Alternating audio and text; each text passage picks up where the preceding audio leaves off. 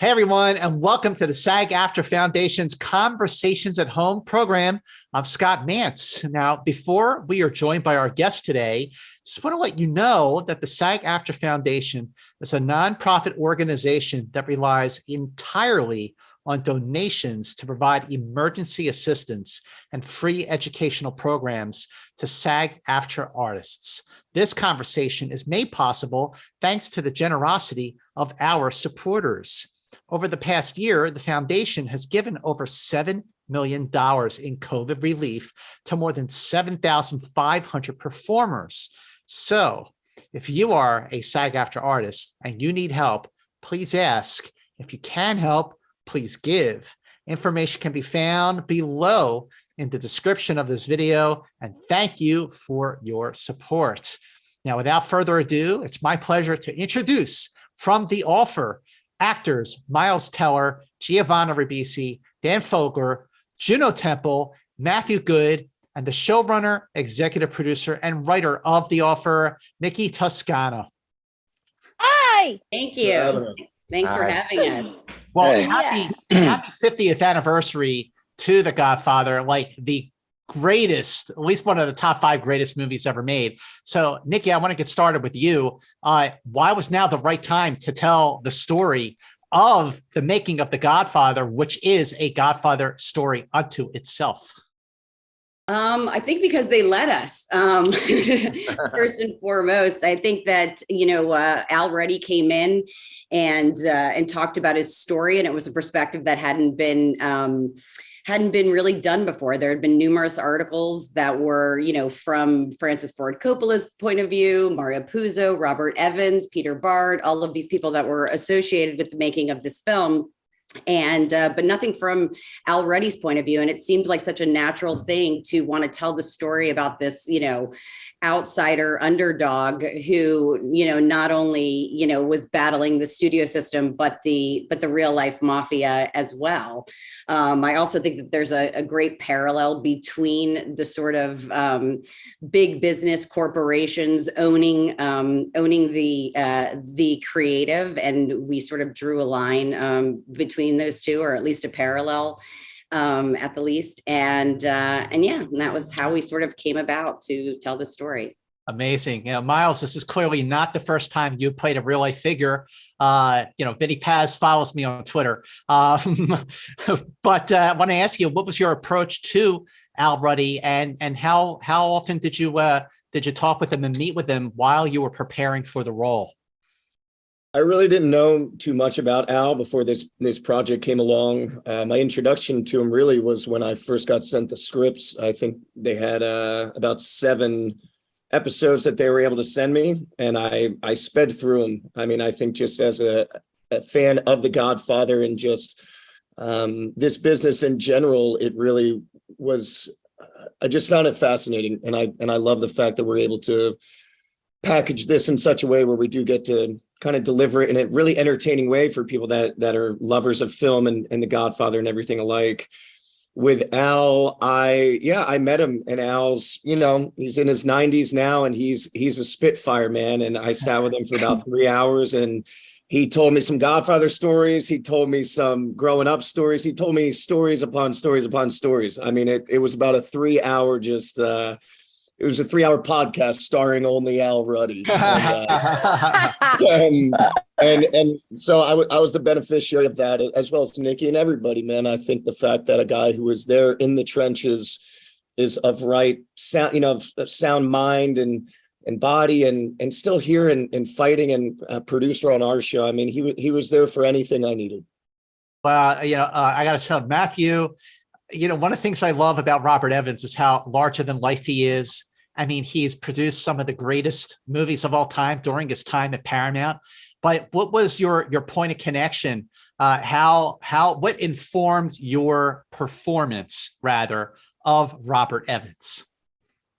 What informed? Well, I mean, once you read you get the job, and that's quite terrifying because you're like, oh God, how am I going to go about doing this? And then you do have the tool of YouTube, where obviously there's The Kid Stays in the Picture, which is a fantastic documentary, but that's him in his 70s, and our rhythms change as we get older. So I had these. He gave some incredible interviews in the 1970s where he's extraordinarily candid about a host of things, and so for me, I knew I had to try to get his voice right, and he has an extraordinary cadence and timbre.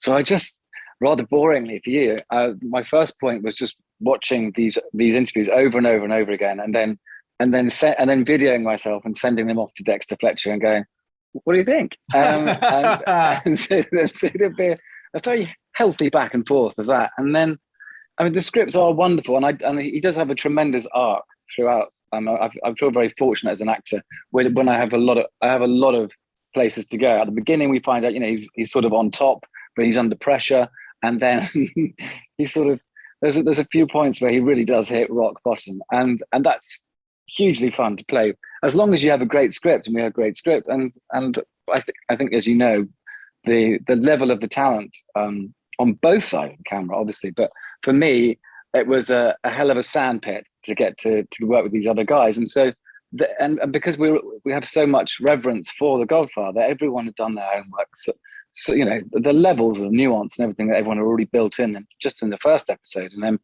we just got to play off each other, and we had an awful lot of fun taking it very seriously. Well, it sure looks like you had a lot of fun, especially when it came to the wardrobe and the hair and the makeup, and in the Giovanni, in your case, the transformation. And by the way, I just got to say, Giovanni, you are looking very Godfather today for this conversation. That's what everybody's saying, and I don't know. I'm just in this room. The light's the way it is. It's just The Godfather. What can you do? It's like a Caravaggio. It's a Caravaggio. Well, Giovanni, I want to ask about particularly your transformation to play Joe Colombo, as a character who, among this cast, probably we know the least about. So did that kind of free you up for your performance, take the pressure off a little? Well put, I must say. It freed me up to be as inaccurate or as sort of just like, no, I'm kidding. No, I mean, there are some biographies, and there were a couple of things on YouTube, like Matthew was saying. But for the most part, it was left for interpretation, and really sort of letting the scripts guide whatever I was doing, and just trying to have fun with it. I guess that was the biggest focus, because there's a bar there, and it's so tempting to sort of believe in that bar as far as this standard, The Godfather, and one of the great movies of all time. But then the important thing, I think, is just to let go and have fun with it. Absolutely. Yeah. Betty McCart is a character who we also know less about, but she is also someone who is also a driving force in the making of The Godfather. So what was your approach? What informed your performance? And what did you discover, during your research to play Betty? Yeah. First of all, I have to just say about Giovanni and his transformation. When we first started rehearsing, because we got this great period of a couple of weeks of rehearsals, to our camera tests, which was a couple of days before shooting, I'll never forget the moment of having seen Giovanni a lot. It's, in and out rehearsal spaces. And then we'd done our camera test, and the golf buggy on the Paramount lot was coming towards the trailers. And I was like, who is that person? And it wasn't until Giovanni was right in front of me. Do you remember that, Giovanni? It was like, I remember seeing you guys the first time. And I was like, what? Oh my God. And it was like a different person. It was extraordinary that your physicality and everything was it was amazing. I just had to say that. But with Betty McCart, doing the research for her, again, typing her name into Google, there wasn't a lot of information about her. There was, just a little bit about the fact that she'd worked at 20th Century Fox as a publicist, and about that she'd passed away in 2013. And so my research kind of, again, started with the scripts, with the information that I had from the brilliant writing of the first sort of 3 or 4 episodes that I got sent. And then Dexter Fletcher, who sort of, helped us all kind of find our feet at the beginning, and directed the first couple of episodes with such energy and passion. He actually asked all of us in our first day of rehearsals to create a backstory for our characters, however known or unknown they were, from kind of, you know, being born to when they met Al Ruddy. And for me, that was an instrumental journey and important kind of challenge, because I went down this wormhole of how to get Betty McCart to Los Angeles. And it was so fun researching what films were made around, because Betty was also from Oklahoma originally, and what films were being made at a sort of certain time when she may have been in her early 20s, that she could have met an SA who came to a restaurant that she was working out, and they became pen pals. And I actually figured out somebody timing wise that worked out, that was in a film that was a Paul Newman film that was shot. And he was an SA in it, and he was actually friends with Bernie, who obviously Al works with to make Hogan's happen. So that connection was really awesome, and we kind of presented these histories, and I thought that was such a profound moment for all of us. It kind of broke down any walls of any nerves, and it really was a great way to enter the whole kind of beginning of this adventure. And I think, what did I learn about playing Betty McCart? That there's a lot of Nikki Toscano in her, actually, which I think is a real joy for me. That I had a woman of such kind of bravery and brilliance, and also huge balls, to kind of inspire me every day. Wow, for sure. You know, Dan, I got to ask you, like, could anything be more daunting than the prospect of playing Francis Ford friggin' Coppola? I mean, I know. I mean, tell me. Yeah, that should officially be his middle name, right? Yeah, it's wild, man. It's incredibly daunting. The prospect of stepping into the shoes of a legend like that. I think like the casting people kind of knew it before I did, because I if you asked me, I would be like, really? Okay. And then, but in the doing of the audition, I had the beard and I kind of sound like him, and I put my hair to the side and I had the glasses, and I was like, oh, okay, I guess I do look like him, you know? And that was it was a huge, that moment was, helped me really feel like I could do it. And you know, yeah, I mean, there were certain things keying into the character. I went down all the usual routes and watched all the documentaries and stuff, but it wasn't until I was on set and working with these beautiful ensemble, like Matthew is a freaking time machine. Okay. When I was doing my first scenes with him,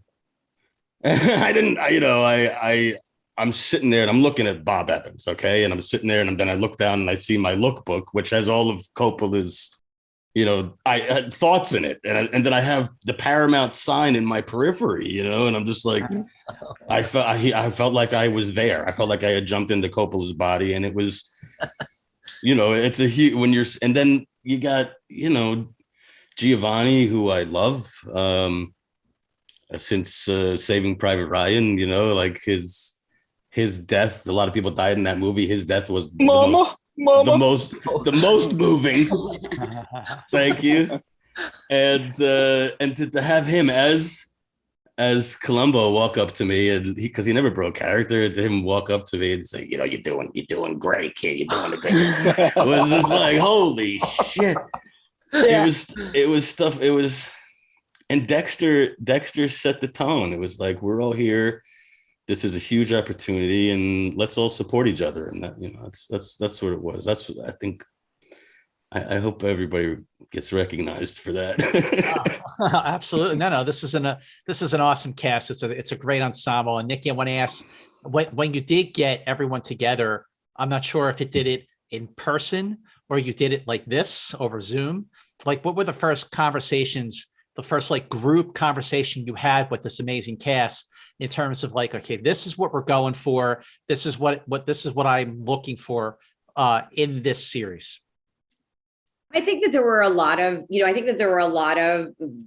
collective conversations when we were, like Juno was saying, like when we were doing that rehearsal process with Dexter, and then a lot of individual conversations about comparing notes on, like what Miles had learned from Ready versus what I had learned from Ready. And was there a way to combine those things? And as they were sort of finding the footing of these characters, it was an ongoing conversation. It was a fluid conversation that continued until, I think that until we stopped shooting. And all of, these magnificent, actors that we were able to work with to bring this to life. It was just kind of a dream come true. From a standpoint of the talent that we had in one room, and the fact that, and I will say this because I'm sure that I don't know how often that this is said, but everybody that is on this screen and everybody that was involved with this project was also a really wonderful human being, and it made coming to work be so fun, that everybody was so game. Like we're dealing with the Godfather, right? It is an incredibly daunting responsibility, but I think that we all had fun together, and I think that shows up on the screen, and in particular in these actors' performances. For sure. That's the third time I've heard the word fun. And Miles, I want to ask you, when it came to the wardrobe and the setting, some of the sets, the restaurants, and especially the Paramount lot, which looks like exactly the same way it did in 1968 and 69. Like when you're like ready for a scene, what is it about the wardrobe and the setting that brings something out of your performance that wasn't even there when you were preparing for it and rehearsing for it? Well, I thought the wardrobe, not just for my character, but with every character. Maybe Dan didn't love the corduroy in the summer. Maybe I fought against every time they tried to put a turtleneck on me because you're filming, winter or summer for winter. But honestly, that was a big part of it. I'm glad you brought that up. I used to get so excited to see what Juno was going to be wearing typically.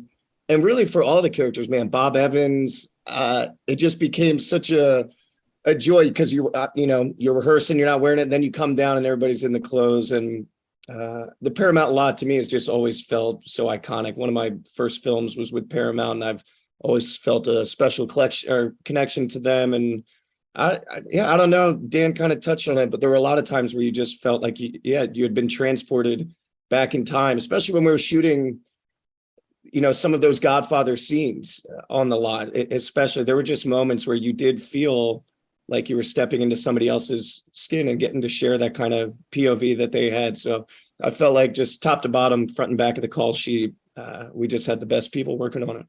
For sure. But Matthew, look, when Robert Evans is, the glasses and the wardrobe, it's just like a quick look at a picture from Robert Evans and you're like, oh, that is totally Robert Evans. How did the wardrobe really bring out the performance in you, really take it to another level? Well, I suppose it's that.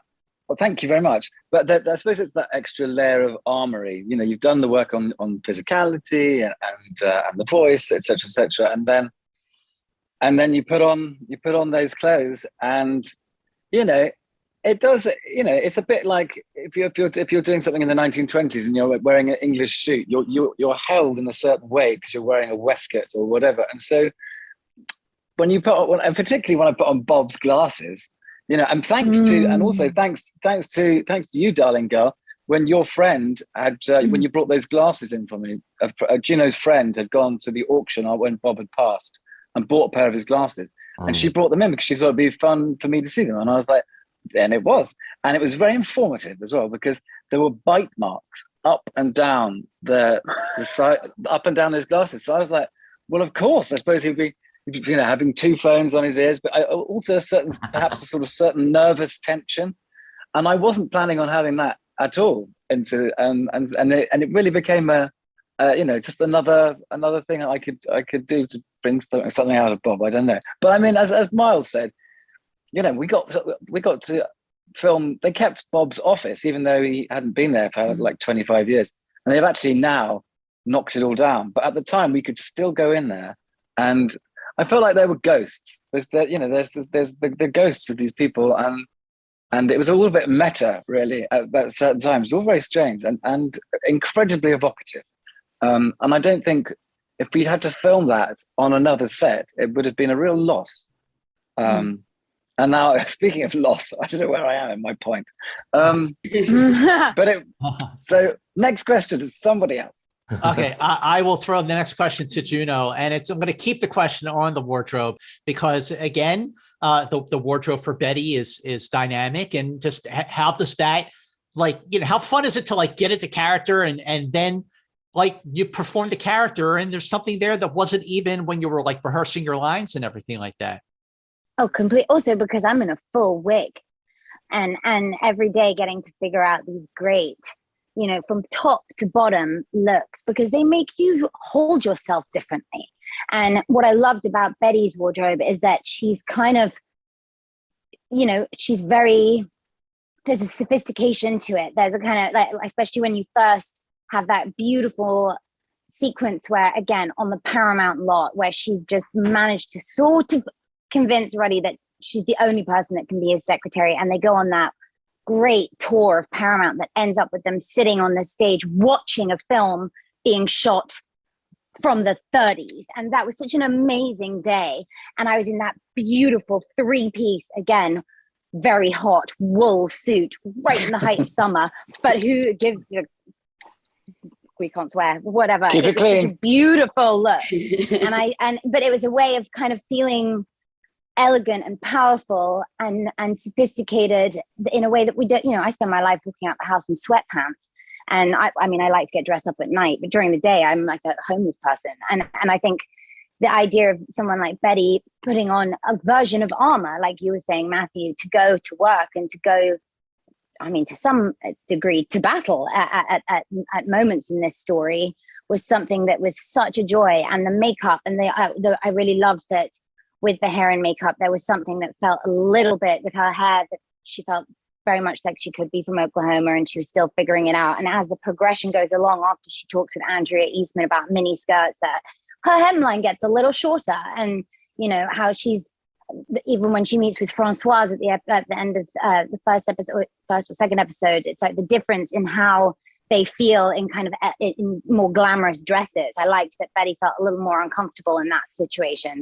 She feels better in a pantsuit, but I think it properly is transformative. And it was like time travel. There was one day where we were shooting in New York on the Paramount lot, and then you look up and there's the Hollywood sign above it, and using the real blueprints for the actual Don's office and things like that, which are just extraordinary things as actors to be a part of.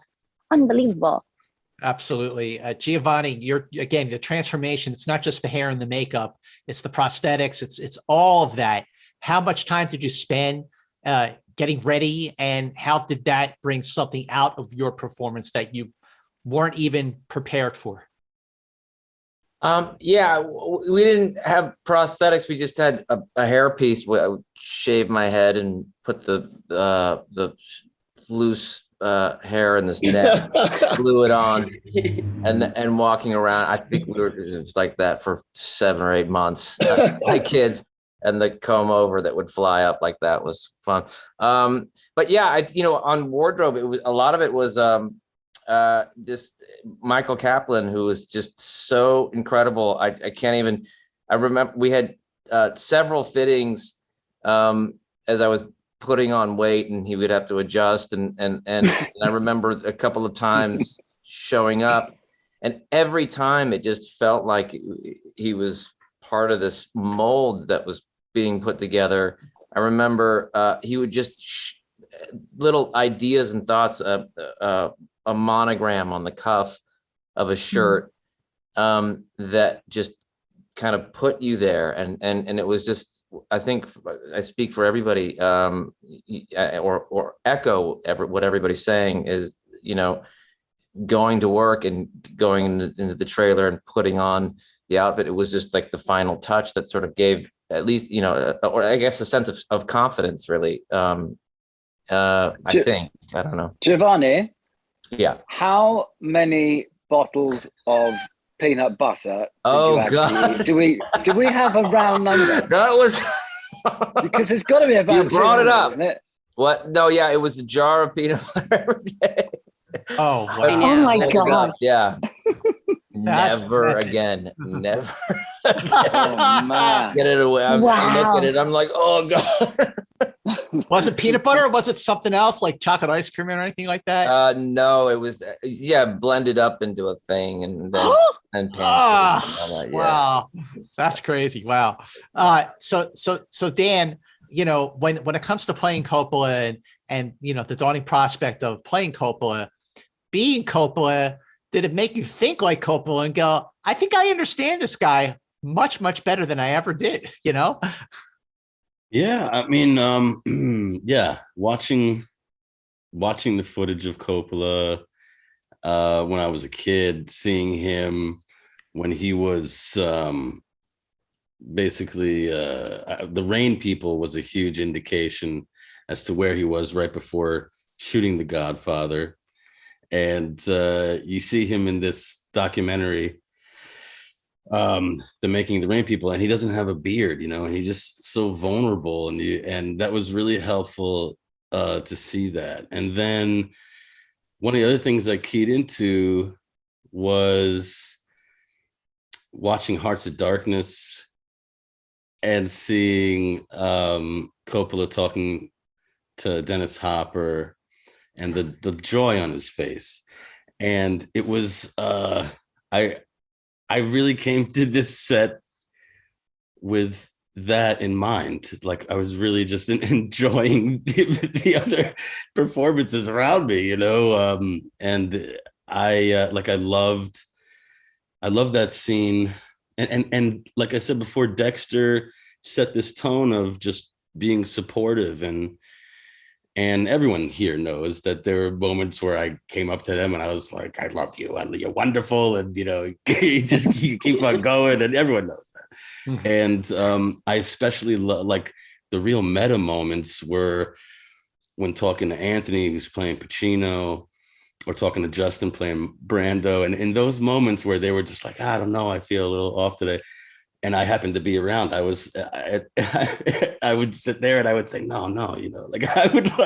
I wasn't directing them, but I was supporting them, saying, I was saying, you just, you got it, brother. Just you're owning it. Keep going. And they were brilliant. And it shows that they were brilliant. But just that team effort, which was, I love those moments. I love directing that scene where we're basically recreating the directing inside the restaurant bathroom with Anthony plays Pacino. And I something there which was really important to me to convey was that when that Francis could be really loud, he really wants to get his vision out there. He wants to, and he has to talk loud because he's 30, and it's he has to prove himself. But in that scene in the bathroom, the way in the documentaries, you see whenever he's talking to the actors, he's so intimate, he's so quiet, and I really wanted to recreate that quietness that he has, that love that he has for the actors. And so I loved all those moments where we were recreating these incredible moments, and just gaining so much inspiration from this wonderful ensemble. Yeah. It was the great beat where you do that with Brando, and then you get told that they want to fire Pacino, and your reaction when you literally go, what? I love that so much, that scene. It's so intimate with Brando, and then it's literally like, it was so great. Loved that. Nikki, I would love to hear how you came to cast the actors who played Pacino and Marlon Brando. I mean, we had a lot of conversations, right? I think that those in particular, as far as casting the cast of The Godfather, those were the two most, iconic roles. We talked a lot about making sure that whoever sort of stepped into those shoes was not doing a direct imitation of those people, because it just couldn't be done with the right amount, you know. I mean, it's fucking Pacino, it's Marlon Brando, you know. So you know, what we were looking for and striving to find was somebody that was capturing the essence of these people, that weren't just trying to do some like knockoff of, you know, some you know, extra that looks a lot like him or whatever. So it was like whoever was capturing, and Anthony and Justin both read for the role, and it was just undeniable. There was no question about it. Same when Dan read. Everybody else here got an offer. I mean, had been offered the role. It was just that's them. Like it was obvious and just undeniable. And then when they showed up, you know, I had just worked with Al Pacino on Hunters. And so I got a very good, you know, I got to know him very well. And I remember I was like rewriting a scene on set, and I could hear Anthony in my cans and talking like Pacino. And I just got crazy chills. It was just it was eerie. And the same with Justin. I think his first day on set, I think that everybody was, you know, I think it was the scene with you, Miles, and Dan and Patrick, where, you know, where he was and Juno, and he was transforming into Brando, and it was just, I think we all felt it, you know. So that's definitely felt Miles, it in that scene. Oh yeah. So Miles, I want to ask. It's one thing to make a show like this. Making a series like this is really hard. Making a series like this during, you know, these last couple of years during COVID times, like really hard. So what were the challenges for you, for the cast, to, you know, not be distracted by how everyone's wearing a mask, and, you know, you can't see if like your director is smiling at a take, and, you know, like it's gotta be difficult. But how did you stay focused on your performance, and how did you all elevate each other? Well, I had an acting teacher in college, and she said that you can smile with your eyes, so you could see if they were smiling. But no, look, it is really tough, and I think people, when they look at this business, they think it's very, you know, glamorous and all that stuff, because that's, you know, what they're really seeing. But it is very much a blue collar job. There are so many people that are just working their butts off. And with the COVID and with the testing and everything, they have to come in even earlier, and you're sitting out, and it's very cold, and it's, you know, 4 o'clock in the morning, you know, and they're just standing in line, and it's really difficult. And to me, I think that kind of bonds you in a way, because you do feel like everybody's kind of going through the same thing. So I mean, yeah, there are a lot of challenges just with the spatial kind of discipline that we were following, with, you know, along with the CDC. For me personally, I really do enjoy like the hanging with the crew. I've never really been somebody to just kind of do a scene and then go back to the trailer. Like I really, as Jeff Bridges says, like that's the jam. You know, filming is great, but the jam is hanging out with everybody, and I really enjoy that. So we did that the best we could. Luckily for us, we did shoot a lot outdoors. That kind of freed things up. But no, I mean, I'm sure we're just echoing what every production has said. It's I'm not going to say it's, it's been an added layer of kind of complexity and difficulty. And even though it's frustrating, you feel like at the end of the day, these are the guidelines, and you're going to follow them as best as possible. But it was tricky. And even just production wise, you know, we would, I don't know. It was tricky. I mean, for everybody, I'm sure that you're talking to that film during COVID, and right now, right. And it's still happening. Yeah, sure. Matthew, what's your take on that, on how the challenges that we've all been facing just to make these shows and these films has made things difficult? And, you know, you got a job to do. You have to deliver your best possible performance. Well, I think, to be honest with you, it's always about execution, isn't it? So, you know, I mean, there's certain scenes, you know, that are coming up and you're like, well, I've got my 3-page speech today, and you've got to do it. And you know, you're going to be a little bit stressed for an hour or an hour and a half, because it moves pretty quick, television. And so I would say the constraints on the production possibly meant that we were going to have less time when we were working, but I didn't find that it really affected anything at work that much. We had such a great team of people, and we were all so supportive of each other. And when you see the performances in there, you can understand that being on set and watching this was also extraordinarily fun for us. It wasn't just like watching the level and the nuance and the amount of homework and the talent that some of that our ensemble has. Obviously, I leave myself out of that. It's quite joyous. It's quite joyous. I found the hardest part was then because I was living on my own, obviously. So it was the loneliness of not being at work, and I didn't want to get COVID, obviously, because it gets very expensive for productions to shut down. So if I wasn't on set, I was just on my own in the hotel. And after 7 months of that, I can assure you that when I got back to London, I went a little bit crazy. Anyway, it was a lot of fun. But yeah, so I would say, along with the challenges of executing what you need to do, there was the loneliness of the long distance runner, I would call it. Mm-hmm. Yeah, at home. Anyway, someone's got to have a better answer than that, surely. Well, Juno, you between season 2 of Ted Lasso, which you also filmed during COVID times, and then the offer, like does it get, I don't want to say easier, but do you just get the hang of it, and like this is just the way it is, and I'm just going to just deliver the best performance I possibly can?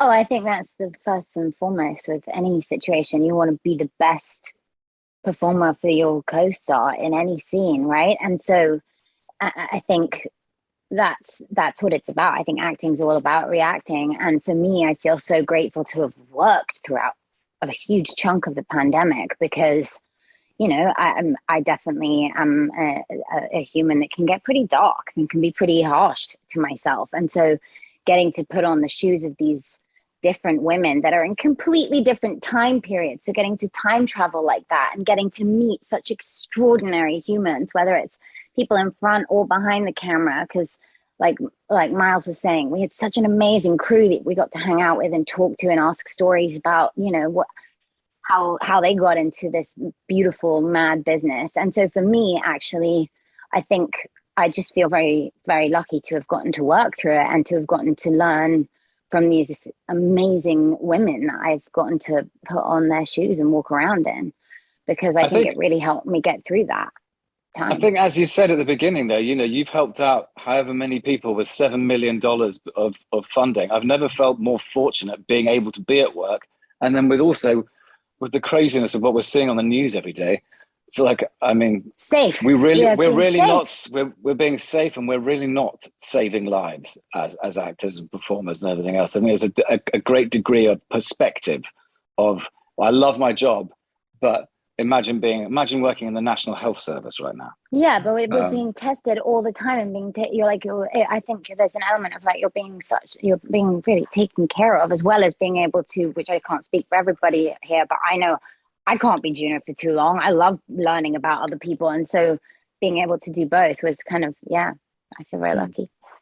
Giovanni, I want to ask you, I'm surprised that actors don't get asked this more often, because it's something I've always wondered. So I did start asking this, and I'm going to start with you, Giovanni, on this. How do you remember your lines? I'm still wondering. Actually, I think the most difficult thing, mnemonics and trying. I've gone through so much over that, and it gets, there's spells where it's easier, and then some for some reason where it's just really difficult. It's just pacing in a room for as long as you can until it's there, and then even then it just slips up for me. But yeah, I don't know. Yeah, I guess that's a good question. Why did you ask me that question? Is this a critique? It is a valid question, because everyone has a different way of remembering lines. Some people comes easy, some people comes hard, some people just have a photographic memory. Some people have to repeat it 50 times before they start to get down. So I was just wondering what the process was. I don't know. I mean, I'll literally answer your question. It's to conceptualize it, of course, but it's also verbs helped me understanding just remembering the verb, and that's it, I guess. And but how about you, Dan? that won't work in 2 months. writing. Now that won't work. That'll be done with, and I'll have to come up with something else. Dan, do you have a process to remember your lines, like a routine? Yeah. I like to make it my own, Nikki can attest to that. Because I come from theater and I need to hear the lines over and over again. I'll record everybody's lines in the scene. So I'll do like impressions of everybody and then I'll do my, and then I'll listen to that recording over and over again. And then on the day before we shoot, I write it out 3 times. And then by the time the third one is written out, I basically have it in my head. Wow.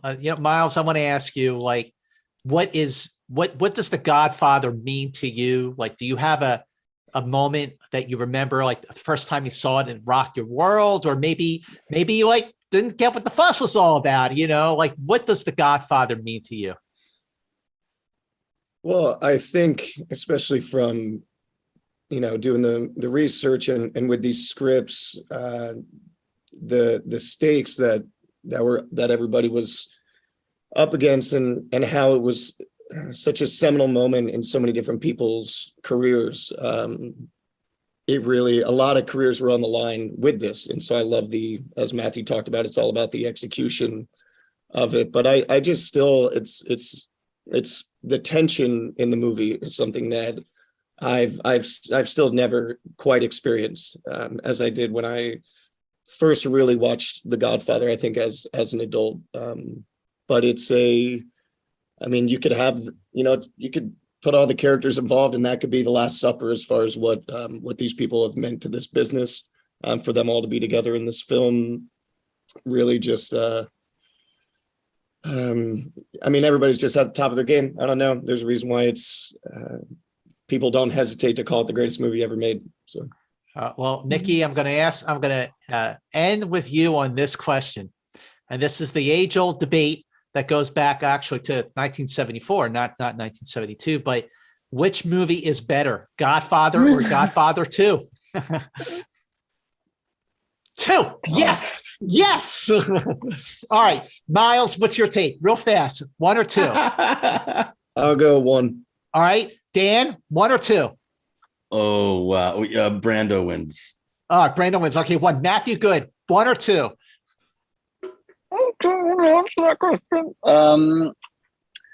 I think you can't have 2 without 1, and 1 sets it up so beautifully. So Okay. I'm gonna go 1. Fair enough. Juno, 1 or 2? I'm gonna go. I'm with Dan with Brando 1. Brando 1 and Giovanni. I haven't seen it. I don't know what you guys know. He likes 3. Yeah. No, I would have to agree with all the actors on the line here. I favor 1, but it's hard. It's really. But 1 into 2 is the dream. Yeah, I right? think. Yeah, I mean, isn't it just one film? Yes, it really is. Yeah. It really is, Giovanni. I think of Godfather 1 and Godfather 2, it's one really long, beautiful film. And this was a beautiful conversation. Thank you so much, everybody, for joining us in the SAG-AFTRA Foundation Conversations at Home program. And once again, the offer is streaming on Paramount Plus. Thank you, everybody, and hope to see you all soon. Good to see everybody. Thank you. Nice to see you guys. Take it easy. Lovely to see you all.